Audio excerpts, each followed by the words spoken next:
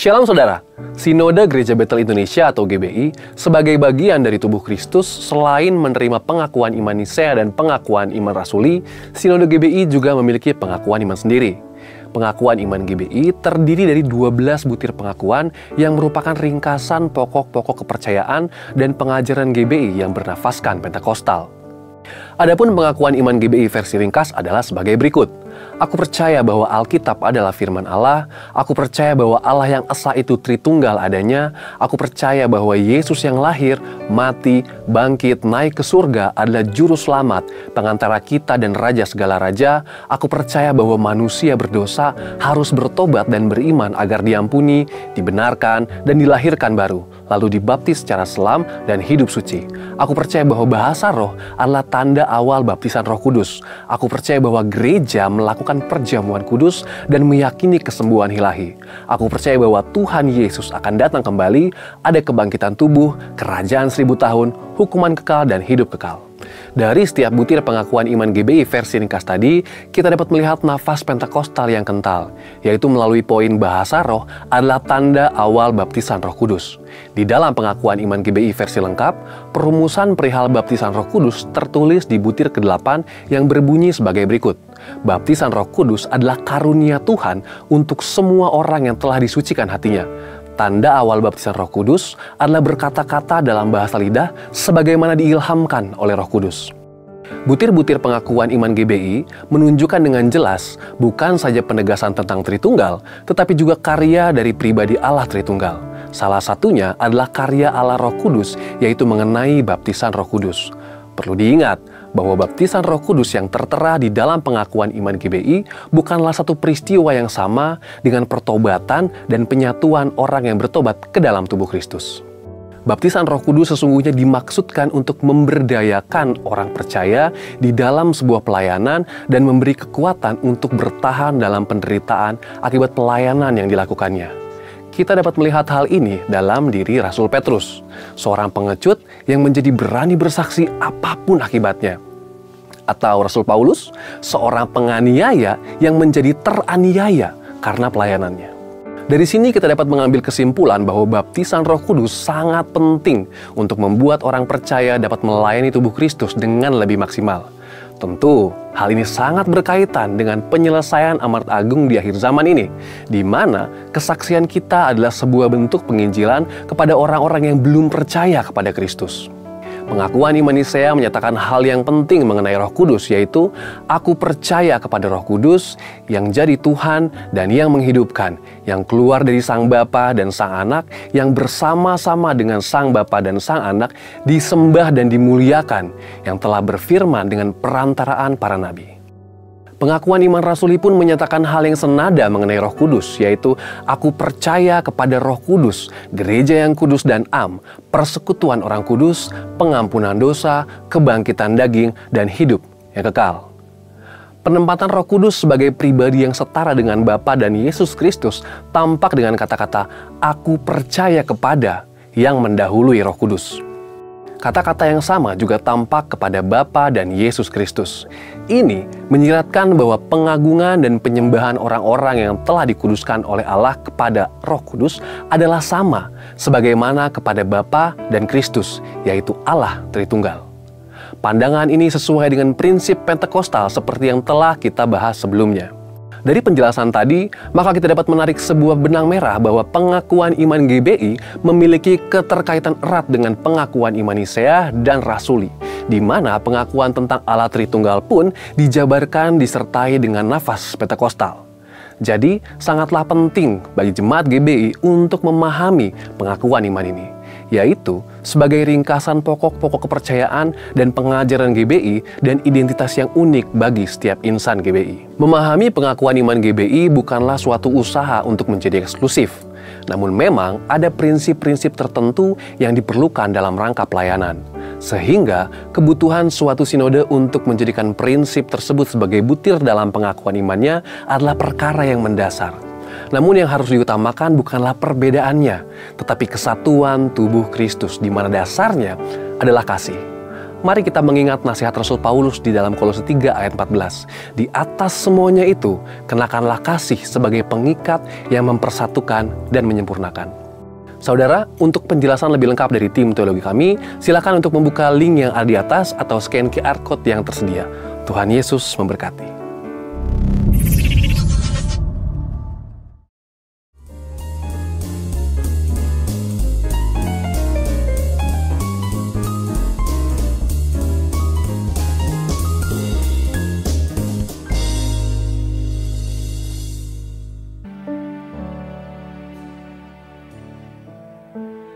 Firman-Mu berkata, Kau besertaku,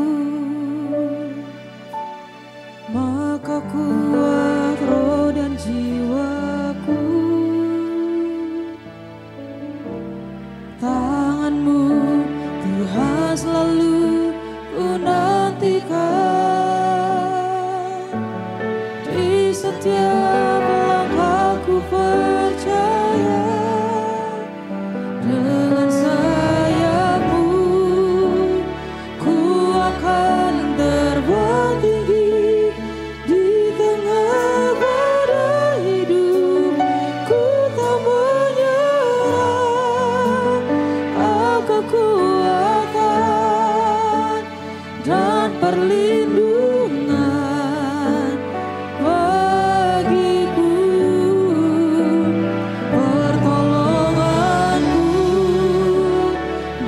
Tempat maha tinggi, ku mengangkat tanganku, aku berserah. Kau ku nantikan, Kau yang ku sembah, Yesusku, Rajaku.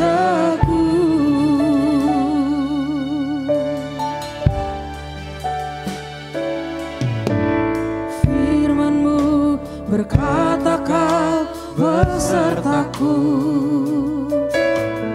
maka kuat roh dan jiwaku.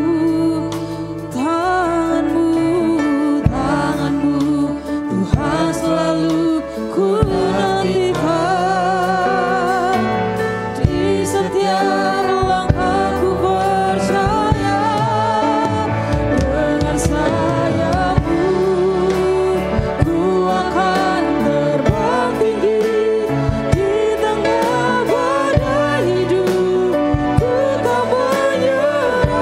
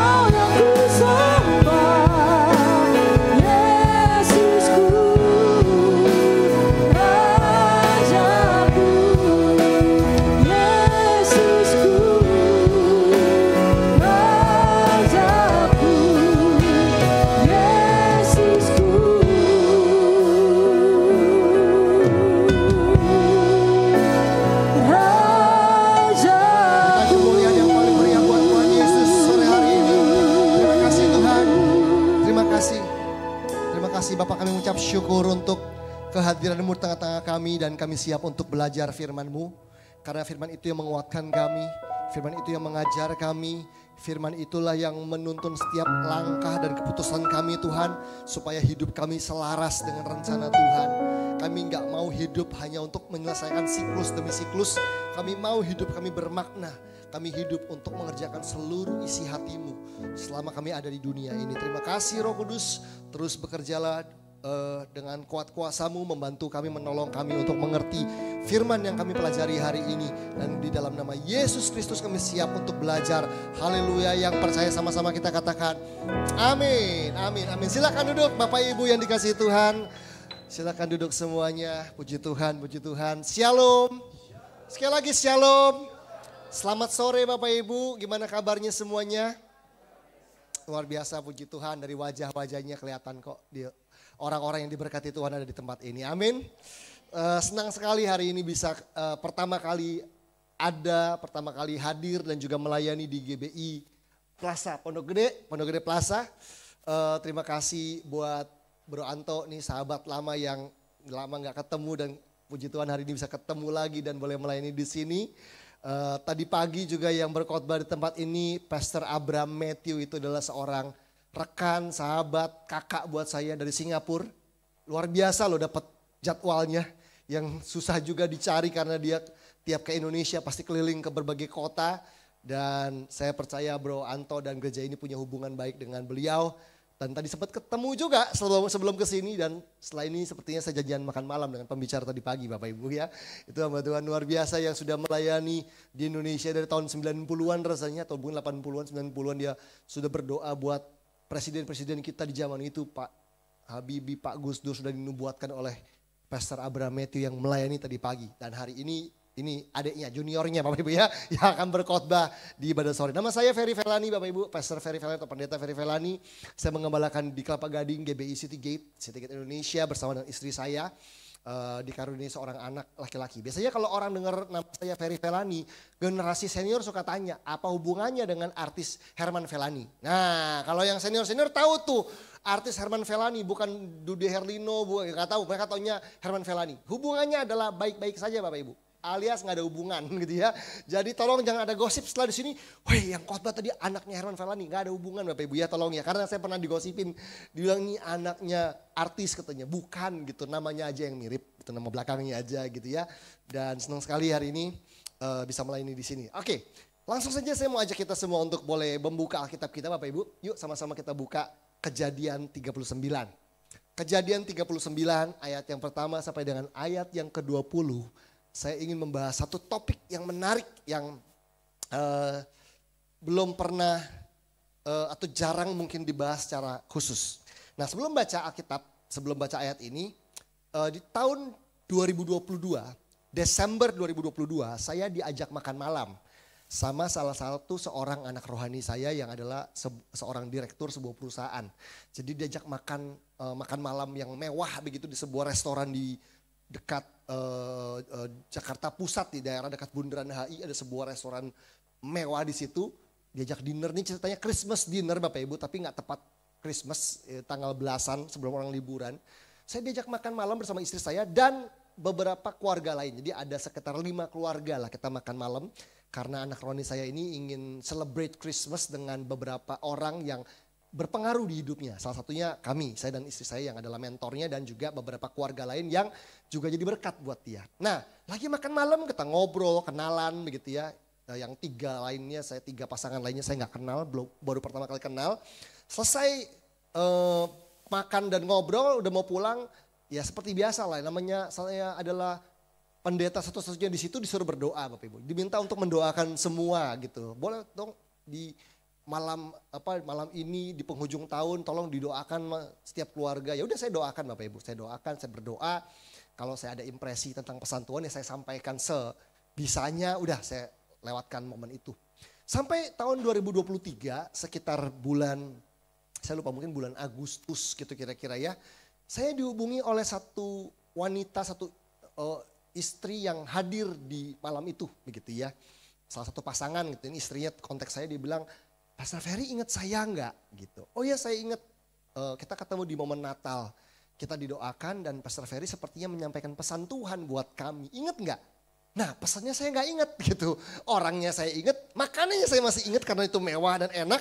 Tapi kalau waktu mendoakan saya nggak ingat saya ngomong apa aja gitu. Yang namanya kita doa juga banyak yang didoakan pendeta Bapak Ibu.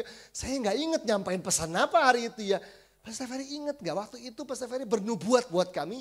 Salah satunya adalah bahwa kami satu keluarga nih, satu suami istri ini akan mengalami momen difitnah. Di tahun 2023 dan kami akan Tuhan jagai dengan sempurna begitu. Intinya itulah begitu. Oh gitu ya, saya nggak ingat saya bilang gitu.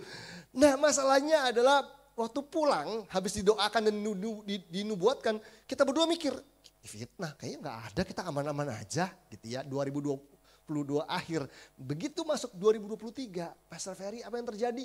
Kami sudah 2 kali difitnah ternyata. Dan ini adalah momen ketiga kali kami difitnah di bulan Agustus ini. Dan kali ini kasusnya lebih berat, that's why kita telepon.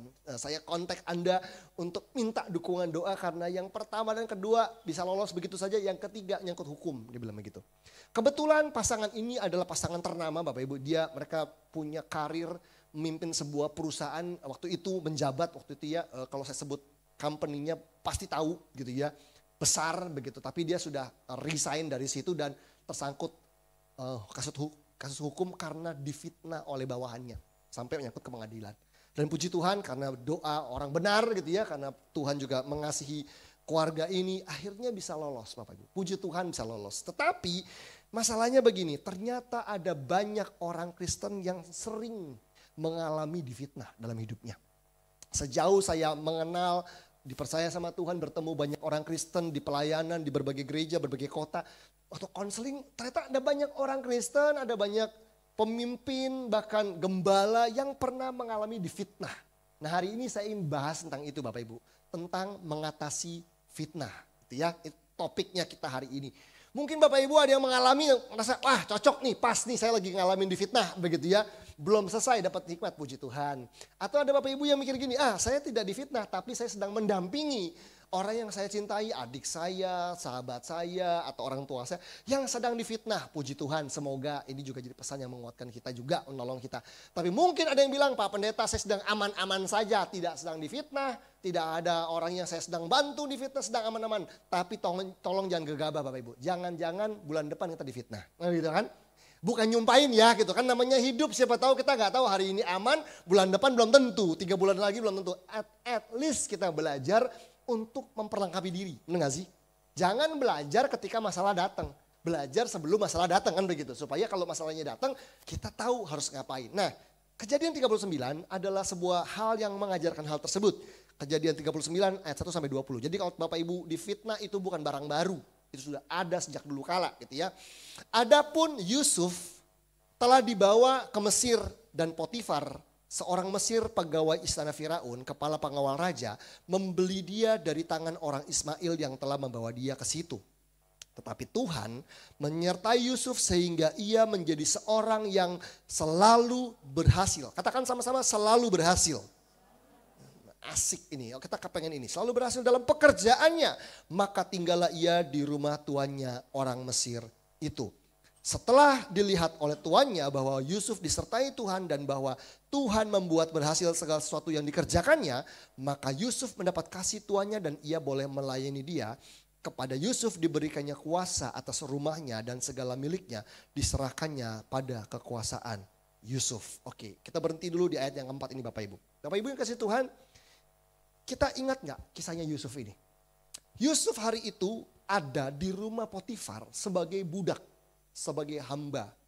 Tapi sebelumnya dia ada di rumah Yakub ayahnya sebagai anak kesayangan. Ingat ya kisah itu ya. Dia adalah anak yang spesial di rumah ayahnya, bahkan saudara-saudaranya itu iri sama Yusuf. Tapi Yusuf hari itu tidak lagi ada di rumah ayahnya dengan jubah yang maha indah. Tapi dia ada di rumah Potifar setelah dia dibuang oleh saudara-saudaranya ke Semur dan dijual kepada orang-orang Ismail sehingga akhirnya dia menjadi hamba di situ. Tetapi lihat ketika dia jadi budak di situ, kita belajar bahwa budak yang disertai Tuhan itu berbeda. Betul gak? Budak yang disertai Tuhan itu berbeda. Walaupun kondisinya berbeda.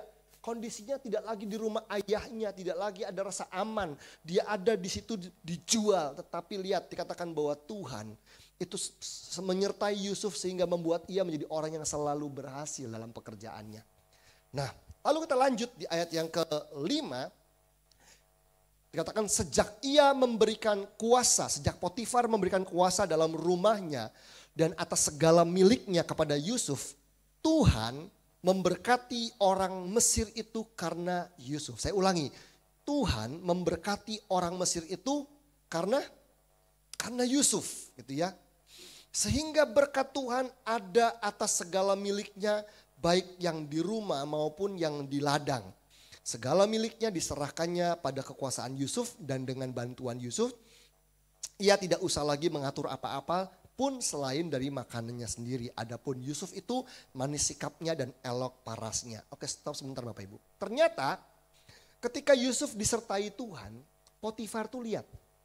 Bapak Ibu begini, kalau hidup kita disertai Tuhan, harusnya orang yang gak kenal Tuhan pun bisa lihat, benar gak? Potifar tuh bisa lihat loh bahwa Yusuf disertai Tuhan dan dia tidak bodoh. Dia bikin Yusuf yang disertai Tuhan ini jadi orang kepercayaannya. Sehingga karena keputusan Potifar, semua seluruh isi rumah Potifar itu diberkati Tuhan karena Yusuf. Pinter dia. Dia tahu nih orang diberkati Tuhan, disertai Tuhan. Dan selalu berhasil pekerjaannya. Dan dia diangkat sehingga rumahnya Potifar ikut diberkati Tuhan. Tapi lihat ayat berikutnya. Ayat yang ke-7. Selang beberapa waktu istri tuannya memandang Yusuf dengan birahi lalu katanya, Yusuf, marilah tidur dengan aku. Ini bukan tidur beneran Bapak Ibu ya. Ini artinya mengajak untuk berselingkuh, mengajak untuk berzina. Bukan cuma benar-benar tidur lelap kayak orang ngantuk gitu. Ini tidur dalam arti berzina. Tetapi Yusuf menolak dan berkata kepada istrinya, istri tuannya itu, dengan bantuanku tuanku ini tidak lagi mengatur apa yang ada di rumah ini. Dan ia telah menyerahkan segala miliknya pada kekuasaanku. Bahkan di rumah ini ia tidak lebih besar kuasanya daripadaku dan tiada yang tidak diserahkannya kepadaku selain daripada engkau sebab engkau istrinya. Bagaimanakah mungkin aku melakukan kejahatan yang besar ini dan berbuat dosa terhadap Allah? Walaupun dari hari ke hari perempuan itu membujuk Yusuf, Yusuf tidak mendengarkan bujukannya itu untuk tidur di sisinya dan bersetubuh dengan dia. Bapak Ibu yang kasih Tuhan, ternyata Yusuf itu digoda itu dari hari ke hari, nggak cuma sekali. Jadi godaan itu muncul dan sejauh yang saya tahu dari beberapa literatur yang saya baca, Bapak Ibu, yang namanya istri Potifar ini bukan oma-oma Bapak Ibu ya. Bukan nenek-nenek yang tidak menarik, ini wanita yang cantik dan mungkin juga menarik, seksi dan sebagainya. Jadi ini godaan gitu buat Yusuf. Dan dia walaupun hari demi hari dibujuk, dia tidak mendengarkan bujukan itu. Ayat 11 dikatakan pada suatu hari masuklah Yusuf ke dalam rumah untuk melakukan pekerjaannya. Sedang dari seisi rumah itu seorang pun tidak ada di rumah. Jadi gak ada saksi, gak ada orang lain, gak ada CCTV. Ayat 12, lalu perempuan itu memegang baju Yusuf sambil berkata, marilah tidur dengan aku.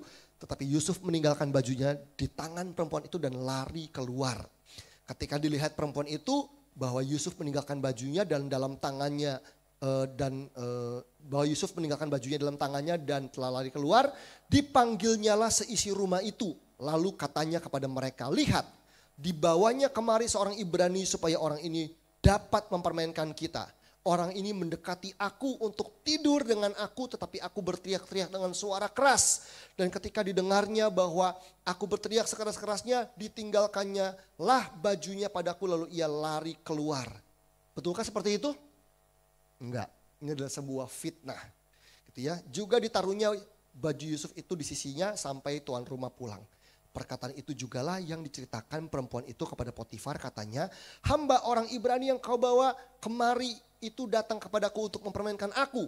Tetapi ketika aku berteriak sekeras-kerasnya, ditinggalkannya bajunya padaku lalu ia lari keluar.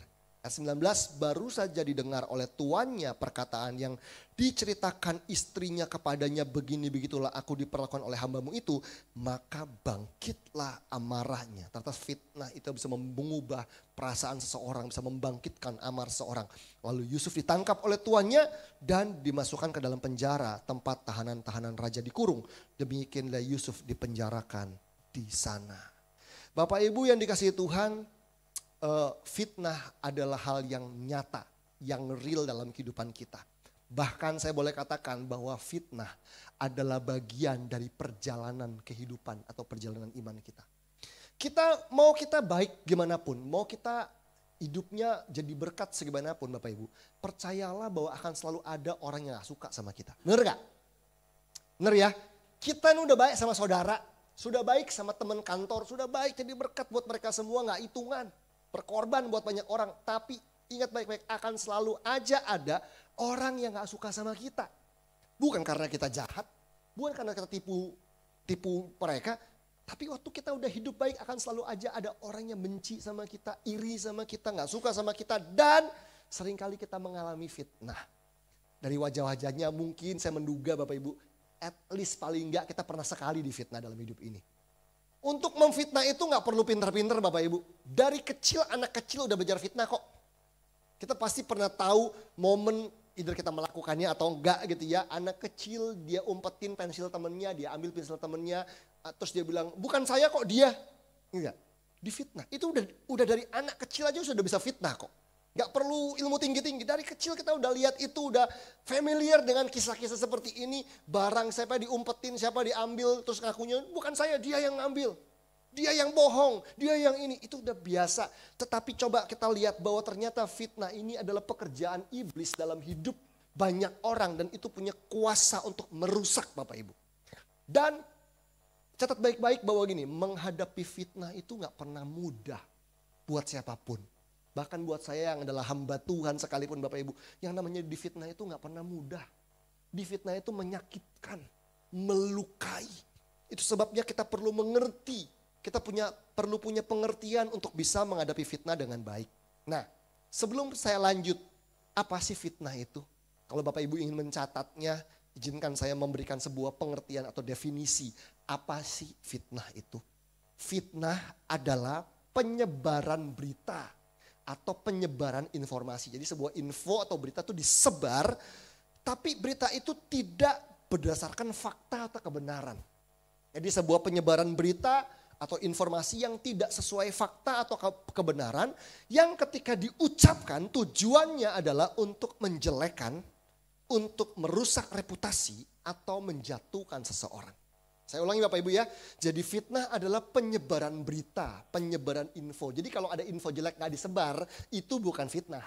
Disimpan sendiri, ya itu bukan fitnah. Tapi kalau itu disebar dan info itu tidak sesuai fakta, tidak sesuai kenyataannya gitu ya. Nggak mencuri dibilang mencuri, nggak selingkuh dibilang selingkuhan begitu, nggak sesuai fakta, disebar. Dan perkataan itu disebar, diucapkan untuk tujuan menjelek-jelekan, merusak reputasi, atau menjatuhkan seseorang. Itulah fitnah. Begitu. Sebabnya di gereja, di komunitas, di keluarga, di pekerjaan kita perlu hati-hati menyebarkan berita. Betul nggak Bapak Ibu? Ya belum lama inilah kita udah lihat di sosial media ada seorang satpam yang dituduh memukul anjing. Ya, berita ini udah tersebar beberapa hari ini kalau Bapak Ibu lihat di sosial media. Wah, satpam di Plaza Indonesia pukul anjing. Ternyata CCTV-nya beredar kemarin bahwa ternyata anjingnya dipukul karena anjingnya mau gigit kucing. Sebelum CCTV beredar, orang bilang apa? Kurang ajar tuh satpamnya. Wah, penyiksa binatang, jahat, pecat apa gitu. Orang cuma lihat ada satpam pukul anjing gitu kan. Begitu diklarifikasi ternyata bukan pukul anjing. Anjing itu mau makan, mau gigit kucing gitu ya. Sehingga dihalangi lah gitu. Dipukul tuh untuk menghindari, bukan dianiaya tapi dalam rangka didisiplin, ditegur, dipak gitu supaya tidak gigit kucing. Tapi yang terjadi apa sebelumnya? Penyebaran berita yang tidak sesuai fakta. Sehingga ada satu orang dihujat orang se-Indonesia. Besoknya dibelain orang se-Indonesia gitu ya. Seringkali itu yang terjadi Bapak Ibu. Ya ini cuma contoh aja begitu ya. Tapi coba dalam hidup nyata kita berapa banyak kita mengalami fitnah. Sebuah berita yang tidak sesuai fakta yang beredar tujuannya menjelekkan, merusak reputasi dan menjatuhkan. Dan saya percaya itu bukan pekerjaan Tuhan. Itu bukan pekerjaan Roh Kudus, itu pekerjaan iblis yang memakai orang-orang yang tidak dewasa termasuk kita bisa buat kesalahan juga Bapak Ibu untuk merusak. Ingat, fitnah bisa punya kuasa untuk merusak hubungan. Fitnah bisa punya kuasa untuk merusak sebuah gereja. Fitnah bisa memecah komsel, pernikahan, perusahaan, bahkan sebuah bangsa bisa hancur karena fitnah. Makanya lawan hoax, kan begitu. Karena hoax itu adalah fitnah. Berita-berita yang seliweran, yang tidak terklarifikasi, yang keliru, narasi yang salah dibangun untuk membuat kita benci pada pemerintah atau pada apa dan sebagainya. Dan itu bukan pekerjaan iblis Bapak Ibu. Itu sebabnya orang Kristen harus cerdas. Amin Bapak Ibu. Amin. Harus cerdas menanggapi setiap berita. Jangan punya kuping tipis. Dengar berita sepotong, pasti nih orang gak bener. Nanti dulu. Kalau kita ngerasa itu gak bener, tolong diklarifikasi supaya ini gak disebar dan jadi fitnah. Bapak Ibu yang dikasihi Tuhan, fitnah bisa dilakukan oleh siapa saja. Kalau kita difitnah nih, siapa saja bisa fitnah kita. Dari orang terdekat bisa. Kakak sendiri, adik sendiri, ada yang istri sendiri gitu ya. Ada yang orang tua sendiri atau anak sendiri, bisa orang terdekat gitu ya. Sahabat sendiri, partner bisnis sendiri. Jadi fitnah bisa dilakukan oleh orang terdekat. Fitnah juga bisa dilakukan sama orang yang pernah dekat Bapak Ibu. Mantan karyawan, mantan ART, mantan pacar, mantan suami. Mantan-mantan itu kan gitu ya. Itu juga seringkali tidak selalu jadi mantan terindah gitu ya. Kadang-kadang jadi mantan terampun deh Boy ya.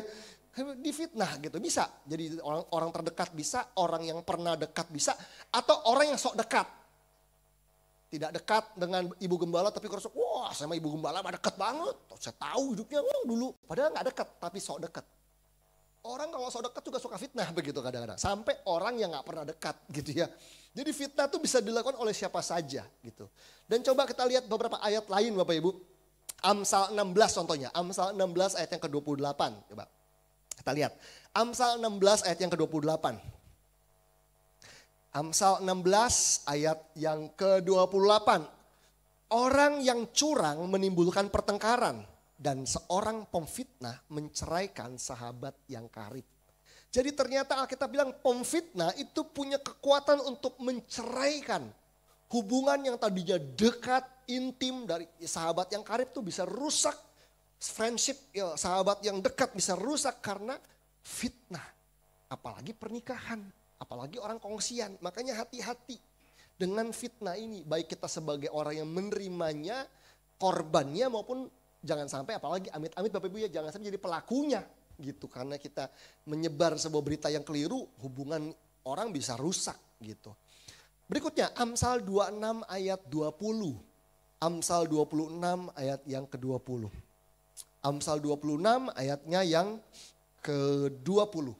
Dikatakan bila kayu habis padamlah api. Jadi kalau kayunya nggak ada ya api unggun gitu ya padam apinya. Bila pemfitnah tidak ada redalah pertengkaran. Jadi ternyata fitnah itu seringkali gara-gara fitnah muncul pertengkaran di komsel, muncul pertengkaran di gereja, muncul pertengkaran dalam keluarga. Tadinya baik-baik aja. Tapi seringkali fitnah punya kuasa untuk memicu pertengkaran. Sehingga dibilang kalau nggak ada pemfitnah, pertengkaran reda. Pertengkarannya bisa selesai, reda.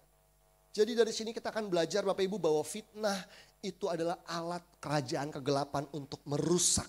Untuk menghancurkan, merusak persahabatan, merusak gereja, merusak pernikahan, merusak reputasi, merusak bisnis, karir dan sebagainya. Bahkan ada yang sampai kena mental kalau karena anak muda zaman sekarang.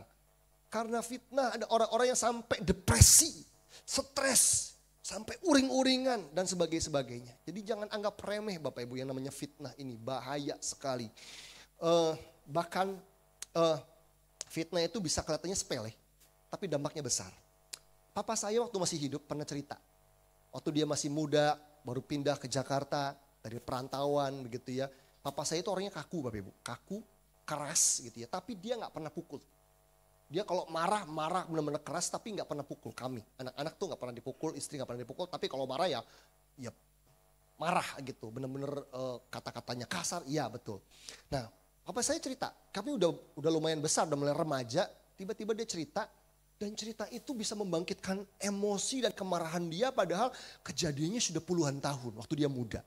Dia cerita waktu dia satu kali ada di sebuah stasiun kereta api di Jakarta. Ada satu anak kecil bandel. Papa saya tuh orangnya hidupnya lempeng Bapak Ibu, walaupun pemarah gitu ya. Jadi ada anak kecil ini pokoknya mengganggu, sehingga papa saya tuh waktu masih muda ya, dia marah lah gitu, karena mungkin dibentak gitu ya, gitu ya atau apa gitu. Anak itu nangis gitu, anak itu dibentak nangis, memang papa saya orangnya kalau ngomong tuh ya nyelekit gitu ya, kalau bentak ya bentak gitu.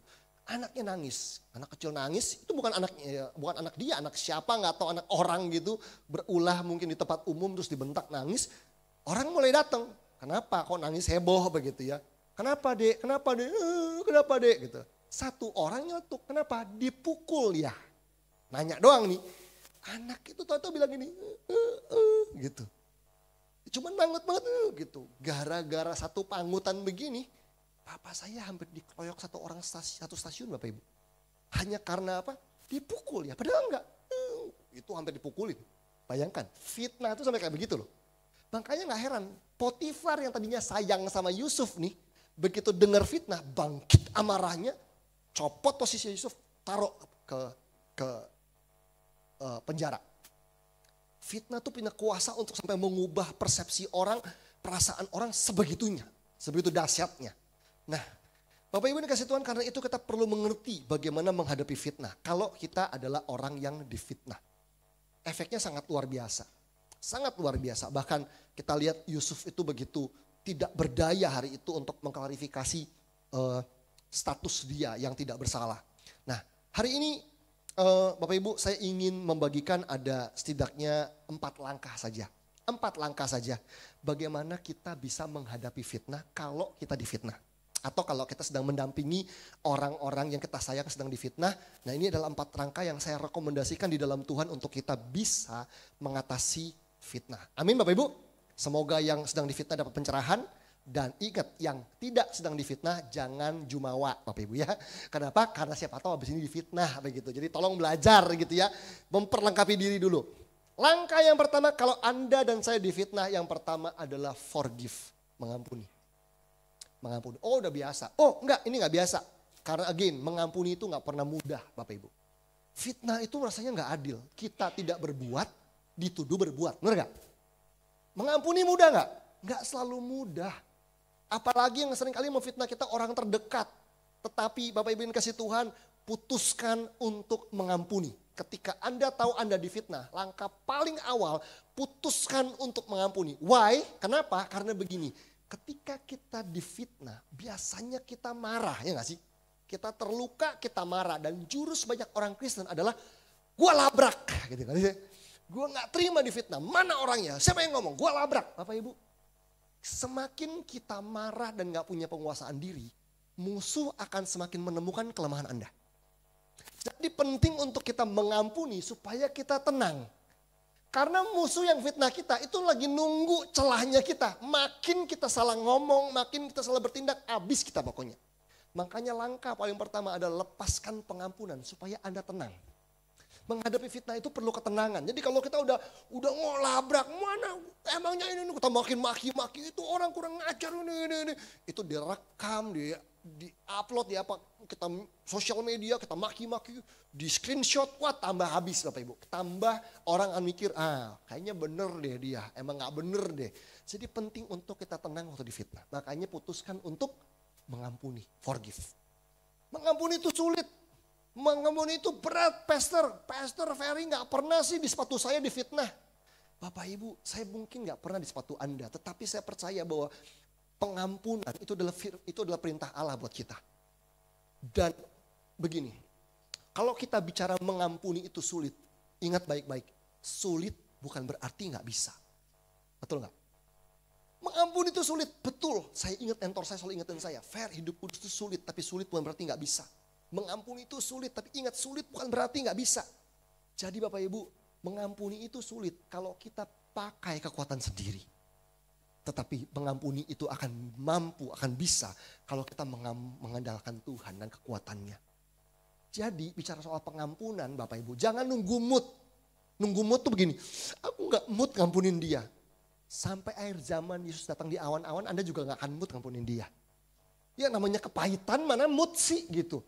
Tetapi saya percaya kalau kita adalah anak-anak Allah yang dipimpin oleh Roh Allah, perasaan kita harus tunduk pada firman. Amin. Perasaan Anda yang terluka harus tunduk pada Allah. Harus tunduk pada Roh Kudus. Memang kita terluka, memang kita marah. Tapi katakan bahwa perasaan saya bukan dewa. Perasaan saya bukan acuannya. Firman Tuhan acuannya. Dan bawa perasaan Anda untuk tunduk sama firman. Putuskan untuk mengampuni. Ada orang Kristen bilang begini, tapi pastor saya sedang belajar mengampuni. Saya ketemu dia 3 bulan lagi masih belum mengampuni. 6 bulan lagi dia belum mengampuni. Kamu cuma belajar apa sih sebenarnya? Cuma alasan dibalik kata belajar. Padahal dia gak pernah mau mengampuni. Putuskan hari ini kamu lihat mukanya, lihat fotonya orangnya. Kamu bilang sama Tuhan, di dalam nama Yesus aku mengampuni orang ini. Putuskan untuk mengampuni. Gak sembuh, ulang lagi. Gak sembuh, ulang lagi. Kadang-kadang mengampuni itu kayak minum obat Bapak Ibu. Kita demam nih minum obat langsung turun gak? Belum tentu. Demamnya masih panas tapi kita minum terus obatnya sampai sembuh. Pengampunan juga sama. Ada yang sekali sembuh, ada. Tapi seringkali kita perlu berkali-kali seperti minum obat sampai lukanya betul-betul sembuh. Kita perlu ketenangan. Makanya waktu kita mengampuni Bapak Ibu dikasih Tuhan, saya percaya kita akan bisa lebih menguasai diri. Semua amarahnya diangkat sama Tuhan dan kita mulai lebih tenang. Itu langkah yang pertama, namanya forgiveness. Forgive, putuskan untuk mengampuni orang yang telah memfitnah kita. Yang kedua, langkah yang kedua selain forgive adalah make it clear Bapak Ibu. Make it clear itu artinya begini, buat segala sesuatunya itu jelas. Make it clear. Bapak Ibu dikasih Tuhan, kalau kita punya problem, kalau problemnya nggak clear, nggak jelas, kita akan sulit mengatasinya, benar nggak? Sama kita misalnya mobil kita mogok, kalau nggak clear letak masalahnya di mana, kita juga bingung mau benerin apanya. Harus clear dulu apanya nih, olinya yang bermasalah atau sistem kelistrikannya atau apanya begitu. Bensinnya habis. Jadi kalau nggak clear kita akan susah beresin masalah. Make it clear. Maksudnya gimana? Gini. Kalau kita difitnah, buat segala hal tuh clear buat kita. Yang pertama adalah begini. Clear dulu. Anda benar melakukannya atau tidak. Itu harus clear. Misalnya saya dituduh. Pastor Ferry itu sering menggunakan uang gereja dengan tidak semestinya. Dia tuh nilep duit gereja, dia ambil untuk kepentingannya sendiri, dia berbuat curang soal keuangan. Ya, misalnya itu adalah fitnah yang beredar Bapak Ibu. Coba saya tanya sama diri saya sendiri, betulkah saya melakukannya? Kalau saya betul melakukannya itu bukan fitnah berarti, benar gak? Karena emang saya pelakunya. Kalau orang bilang ya Pastor Ferry selingkuh, saya tanya sama diri saya, bener gak saya selingkuh? Kalau saya tidak melakukannya, maka clear buat saya bahwa saya tidak bersalah. Dan itu kan jadi kekuatan buat saya untuk menghadapi fitnah. Karena kalau saya benar-benar selingkuh, ya itu bukan fitnah dong, emang benar terjadi. Gitu ya. Jadi itu yang pertama, clear dulu. Anda betul melakukan seperti yang dituduhkan atau tidak. Yang kedua, make it clear. Artinya begini, fitnahannya seperti apa kata-katanya. Yang dituduhkan itu apa? Tolong diklarifikasi. Itu yang berikutnya. Yang ketiga adalah make it clear siapa pelakunya gitu. Nah, siapa pelakunya ini gak gampang Bapak Ibu. Kadang-kadang orang yang kita dengar ngomong jelek tentang kita, fitnah ini gitu ya, kita dengar, ini kurang ajar dia yang ngomong. Seringkali orang yang kita dengar belum tentu sumbernya Bapak Ibu. Jangan-jangan dia orang ketiga nih. Ini sumbernya ini, 1, 2, 3, terus dia ngomong, wah ini nih kurang ajar. Padahal dia orang ketiga. Kita gak tahu nih orang pertama sih, kita curhat sama dia. Lu tahu gak nih, padahal dia orang yang nyebarin pertama dia. Nah kalau gak clear, gawat hidup kita. Habis, makanya penting buat kita tenang Bapak Ibu, beneran? Tenang, karena kita belum tahu nih siapa nih yang memulai fitnah ini. Makanya kalau kita difitnah, berdoa Bapak Ibu. Penting, saya sering kali berdoa sama Tuhan, Tuhan saya gak tahu kebenarannya ini yang mana. Saya gak tahu orang-orang siapa yang saya perlu waspadai. Saya minta hikmat, tolong saya Tuhan. Bapak Ibu sering kali waktu kita berdoa, Tuhan bantu kita loh. Tuhan tuntun kita untuk, tadi saya mau cerita nih sama orang ini nih, kayaknya mau cerita sama dia nih. Ternyata Tuhan kok kayaknya kasihin, jangan.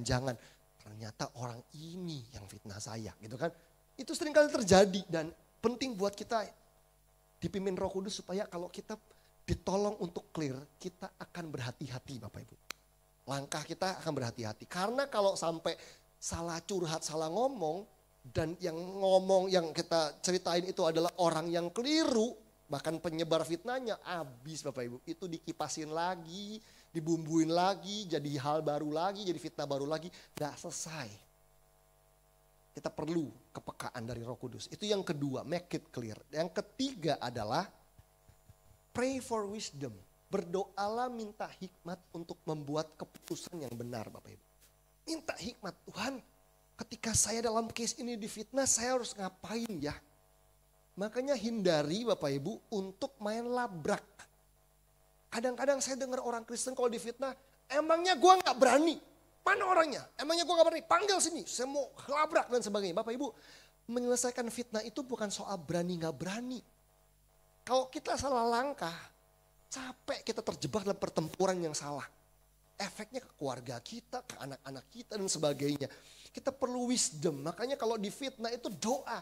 Tuhan, di situasi begini saya harus ngapain? Nah Bapak Ibu, pertama saya tidak menganjurkan kita untuk labrak. Labrak itu artinya main hantam dan luapkan emosi dengan cara yang brutal, kasar, tidak sesuai firman Tuhan. Tetapi saya menganjurkan ada dua pilihan. Pertama, kalau kita dikasih wisdom sama Tuhan, ada kalanya Tuhan minta kita seperti Yusuf. Diam. Ada kalanya. Diam. Bapak Ibu tahu Yusuf tidak pernah mengklarifikasi.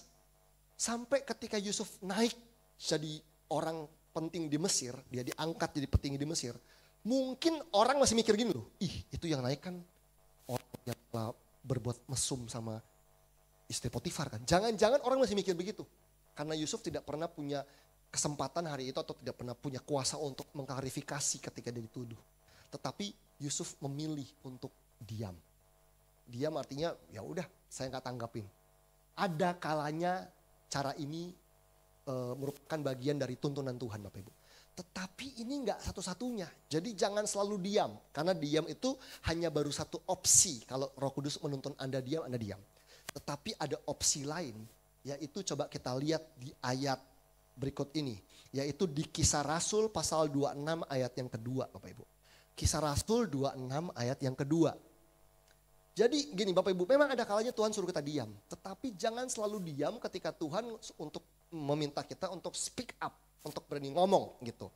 Jadi ada orang Kristen yang salah, dia diam padahal Tuhan suruh dia untuk menyampaikan sesuatu begitu. Diam itu hanya satu opsi aja, satu alternatif aja. Bukan satu-satunya solusi. Nah Kisah Rasul 26 ayat yang kedua bilang begini. Ya Raja Agripa, aku merasa berbahagia. Karena pada hari ini aku diperkenankan untuk memberi pertanggungan jawab di hadapanmu terhadap segala tuduhan. Segala apa? Tuduhan itu fitnah yang diajukan orang-orang Yahudi terhadap diriku. Rasul Paulus bilang aku happy banget ketemu Raja Agripa karena aku hari ini punya kesempatan untuk memberikan pertanggungan jawab atas segala tuduhan, atas segala fitnahan yang diajukan orang Yahudi terhadap aku. Jadi ada kalanya ternyata orang Kristen itu perlu memberikan pertanggungan jawab Bapak Ibu. Ketika dia difitnah. Walaupun kita perlu tahu, kita harus berdoa minta hikmat kapan waktunya, kepada siapanya. Karena ada orang-orang yang gini, kalau orang tertentu itu memang gak suka sama Anda ngomong benar pun dianggap salah. Tapi ada orang yang hatinya benar, hatinya betul-betul tulus mengasihi Anda. Kalaupun Anda dianggap salah pun, dia akan tetap berpikir positif tentang Anda. Jadi ada pembelaan yang percuma, tetapi kenali kapan kita perlu memberi pertanggungan jawab kepada orang-orang yang memang mau mendengarkan dengan hati yang tulus. Orang-orang yang mau mendengarkan dengan baik Bapak Ibu. Nah 1 Petrus 3 ayat 15 ayat berikutnya. 1 Petrus 3 ayat yang ke-15. 1 Petrus 3 ayat yang ke-15. Jadi ada kalanya kita diam, ada kalanya kita perlu memberikan pertanggungan jawab atas segala fitnahan yang diberikan, ditujukan kepada kita. 1 Petrus 3 ayat yang ke-15 mengatakan tetapi kuduskanlah Kristus dalam hatimu sebagai Tuhan. Nah ini, jadi waktu kita ingin memberikan pertanggungan jawab gitu ya, jangan main pokoknya gue akan lampiaskan semua perasaanku, kecewa, marah, pokoknya diumbar, bukan. Tetapi ingat, kuduskanlah Kristus di dalam hatimu sebagai Tuhan ketika Anda difitnah. Jadi jangan jadikan perasaan Anda sebagai dewa, jangan dikuasai oleh emosi. Tapi kuduskanlah Kristus dalam hatimu sebagai Tuhan. Dan siap sedialah pada segala waktu untuk memberi pertanggungan jawab kepada tiap-tiap orang yang meminta pertanggungan jawab. Jadi ada orang-orang tertentu yang akan meminta pertanggungan jawab dari Anda ketika ada difitnah. Dan dibilang siap sedialah untuk kasih pertanggung jawaban itu. Dari kamu tentang pengharapan yang ada pada kamu tetapi haruslah dengan lemah lembut dan hormat. Jadi Bapak Ibu bukan main labrak. Jadi kalau Anda harus memutuskan memberikan pertanggungan jawab kepada orang yang memerlukannya ketika Anda difitnah, lakukan hal tersebut dengan lemah lembut dan hormat. Bukan dengan melampiaskan kemarahan, emosi, gebrak mejaan sama orang. Gak perlu. Kelemahan Anda makin terekspos, tambah habis. Tambah musuh jadi punya bahan untuk menjatuhkan kita. Nah yang keempat, langkah yang terakhir. Kalau mengampuni sudah forgiveness, sudah make it clear, sudah minta wisdom dan Tuhan kasih hikmat untuk memberikan pertanggungjawaban atau untuk diam. Yang keempat, langkah yang terakhir adalah live your life. Artinya adalah jalani hidup Anda. Jalani hidup Anda, hiduplah dengan luar biasa. Kalau Anda sudah mengampuni, Anda sudah make it clear tentang case-nya seperti apa. Anda sudah memberikan pertanggungjawab yang Anda bisa lakukan. Dan ada orang yang tetap tidak percaya sama kebenarannya. Lanjutkan hidup Anda, live your life.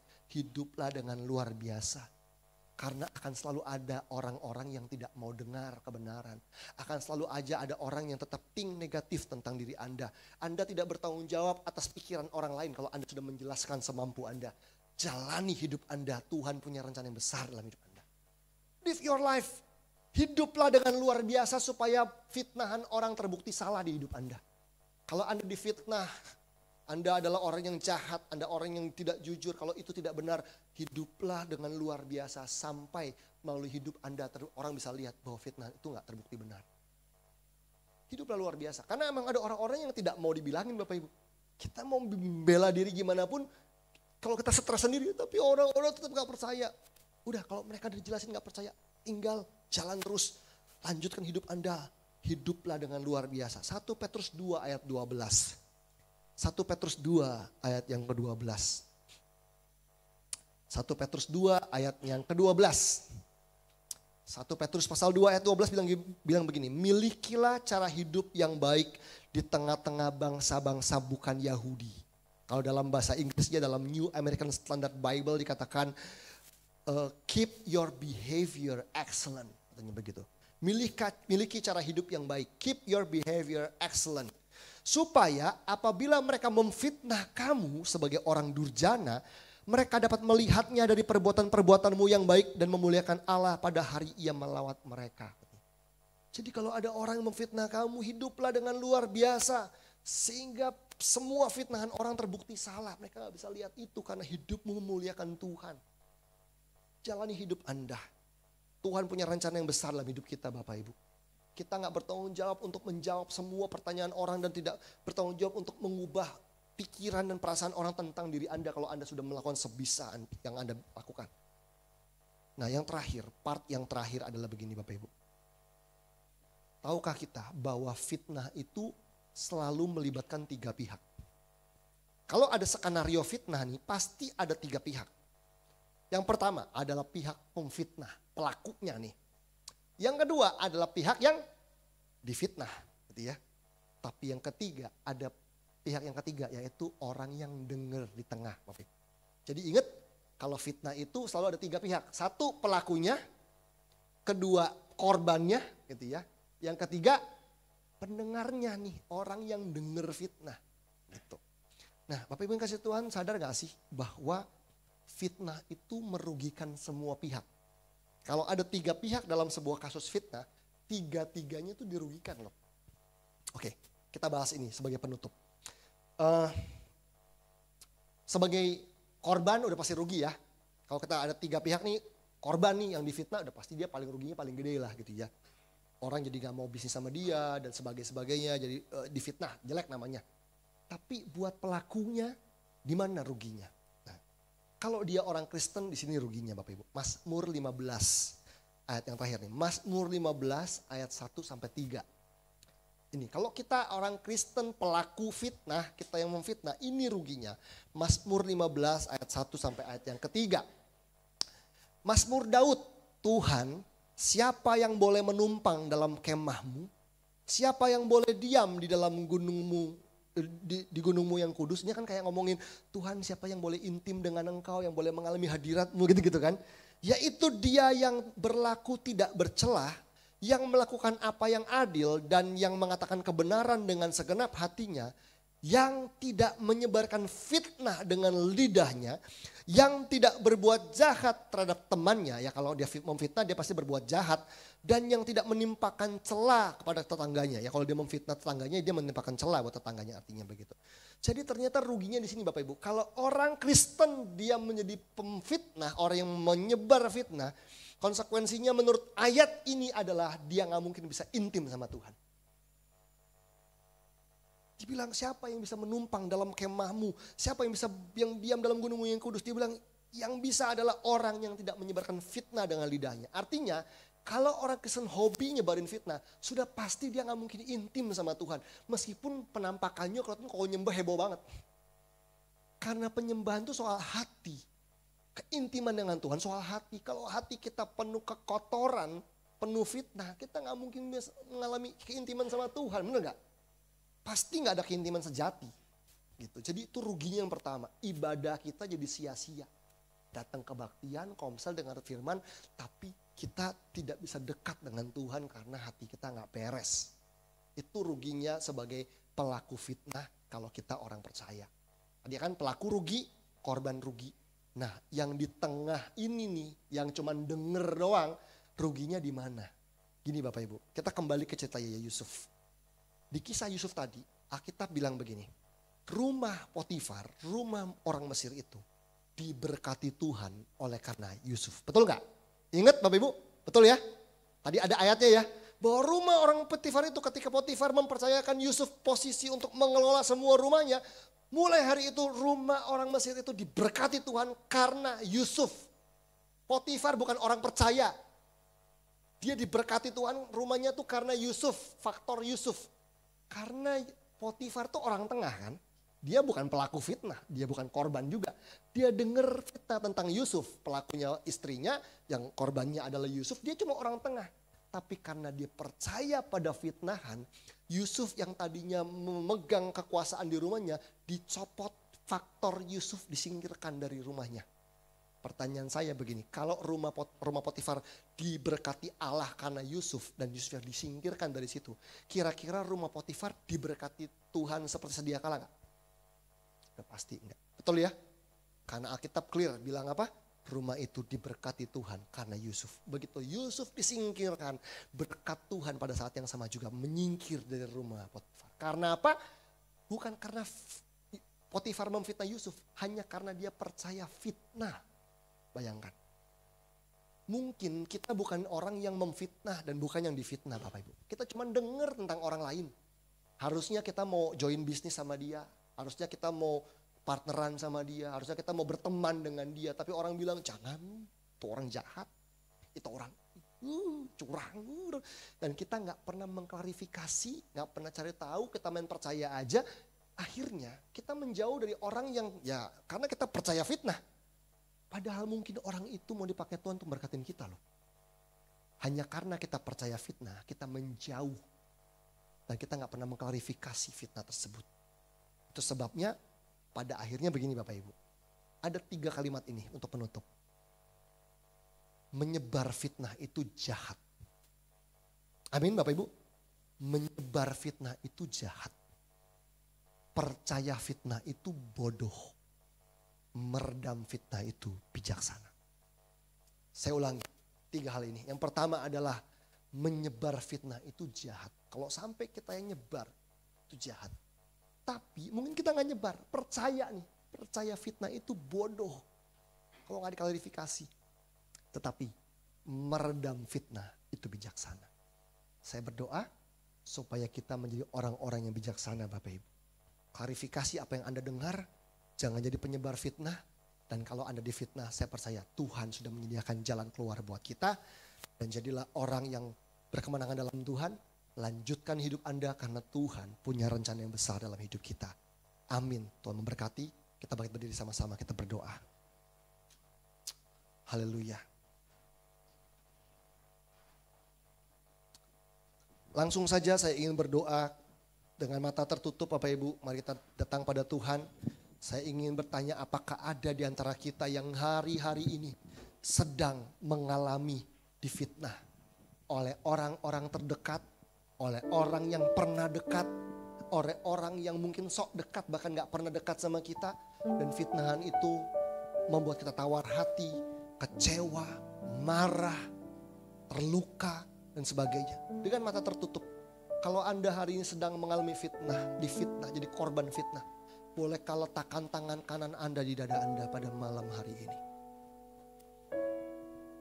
Yang berikutnya saya mau berdoa juga kalau Anda di antara Bapak Ibu yang hadir, Anda mungkin tidak jadi korban fitnah, tapi Anda sedang mendampingi, sedang menemani orang yang Anda cintai, sahabat, teman, keluarga yang sedang difitnah. Dan Anda mau menolong mereka. Kalau Anda itu adalah Anda, letakkan tangan kanan Anda juga di dada pada malam hari ini. Tuhan berdoa buat anak-anak-Mu yang sedang mengalami difitnah hari-hari ini Tuhan. Bapa, buat siapapun kami, difitnah itu gak pernah mudah. Itu menyakitkan, itu menyedihkan, itu melukai kami. Minta anugerah-Mu mengalir dan turun buat anak-anak-Mu di dalam nama Yesus. Tuhan, berikan roh yang mengampuni di hati kami. Biar kami tidak memberhalakan perasaan kami yang terluka, tapi kami sepakat sama firman untuk mengampuni orang-orang yang telah melukai kami dengan fitnahan mereka. Tuhan, aku berdoa dalam nama Yesus, cabut, angkat semua kemarahan, kekecewaan, kebencian di hati kami, tawar hati di hati kami karena fitnahan yang ditujukan buat kami. Tuhan, pulihkan anak-anak-Mu, berikan ketenangan dan hikmat. Dan aku berdoa biar Tuhan juga menolong kami semua untuk make it clear.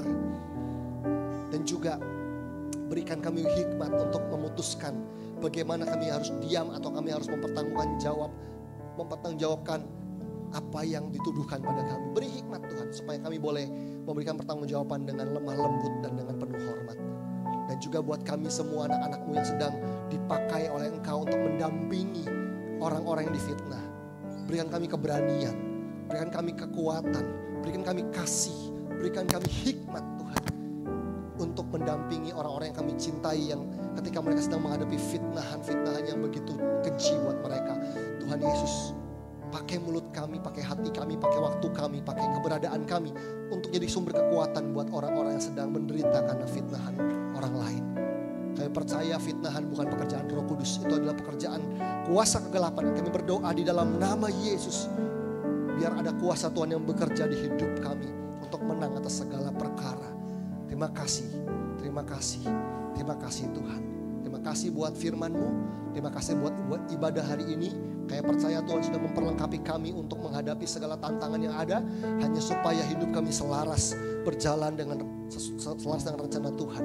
Terima kasih, dan pada di akhir ibadah ini kami siap untuk menerima berkat Tuhan sebelum kami kembali ke tempat kami masing-masing. Bapak Ibu yang kasih Tuhan, mari kita angkat kedua tangan kita ke hadapan Tuhan dan juga arahkan hati kita ke hadapan Tuhan dan terimalah berkat Tuhan. Berkat yang terbaik, berkat yang spesial, berkat yang dicurahkan Bapa di surga kepada anak-anak yang dicintainya. Berkat yang secara sempurna dinyatakan melalui pengorbanan Tuhan Yesus Kristus yang telah mati, bangkit dan naik ke surga. Yang mencurahkan Roh Kudus-Nya untuk tinggal di dalam kita. Untuk mengurapi kita, untuk memperlengkapi kita dan menuntun setiap langkah kita sampai kita menggenapi seluruh rencana Allah. Karena itu terimalah berkat ini dan jadilah berkat kemanapun Anda pergi. Di dalam nama Tuhan Yesus Kristus yang sudah diberkati, sama-sama kita katakan amin. Amin. Selamat hari Minggu. Terus memberkati kita semua.